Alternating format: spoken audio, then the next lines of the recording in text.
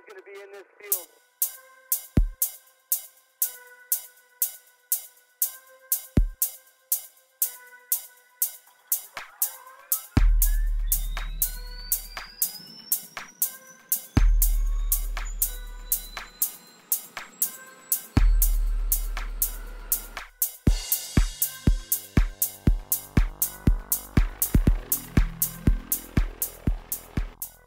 At AirLife Denver, safety is our highest priority.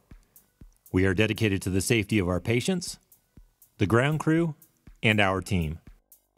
Safety isn't dependent just on our procedures. We also rely on your cooperation and commitment to safety as well. Safety begins before the helicopter arrives or departs your facility. And by spending a few minutes watching our basic safety procedures, it will help us ensure the safety of you and our crew.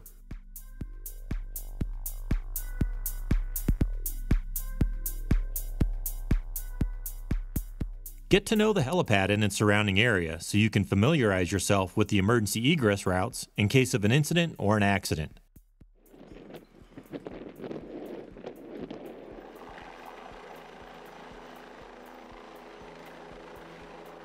Also familiarize yourself with the immediate surroundings of the helipad, and if you notice cranes or new construction, please notify the AirLife Denver Communication Center.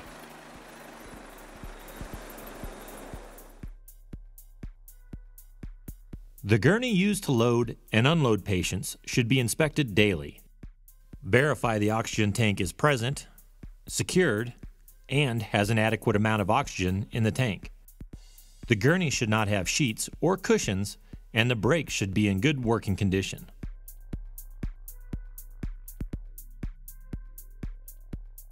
Find the location of the fire extinguishers or the fire suppression system and review the instructions on how to operate them.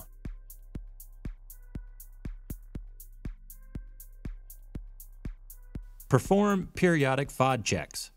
FOD is foreign object debris.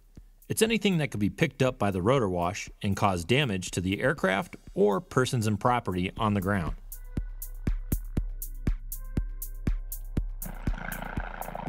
During the final approach of the helicopter coming into land, continue to observe the area around the helipad.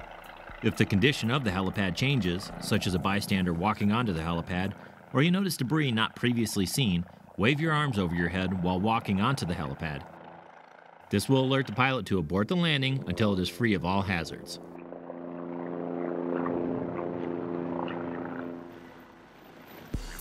Once the helicopter has landed, do not approach it unless specified to do so by the crew.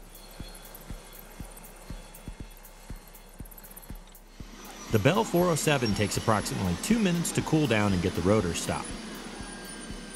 Once the rotor blades have stopped, it is safe to approach the helicopter with the gurney.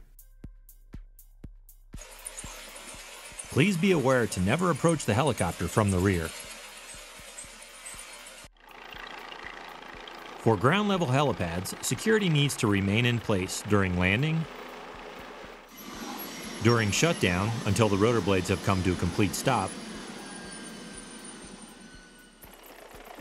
and during takeoff to ensure that no unauthorized personnel enter the landing zone.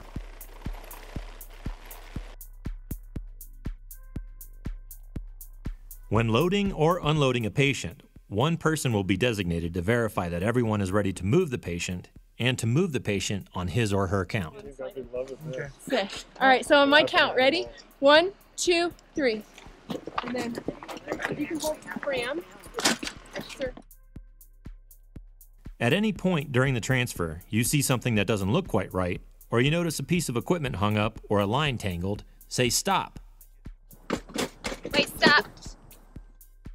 Correct the problem and continue transferring the patient once everybody is ready to do so. Do not be afraid to speak up.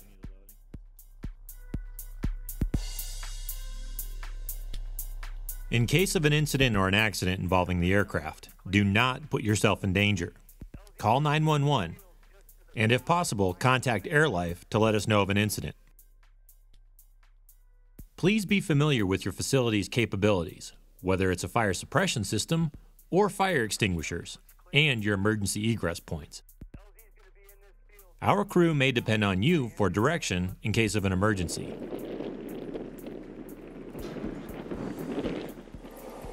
In an emergency situation, if the crew requires assistance and you feel it is safe enough to approach the aircraft, the fuel shutoff valve is located by the pilot's right knee.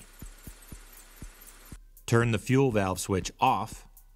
This will stop the flow of fuel to the engine, reducing the chance of a fire.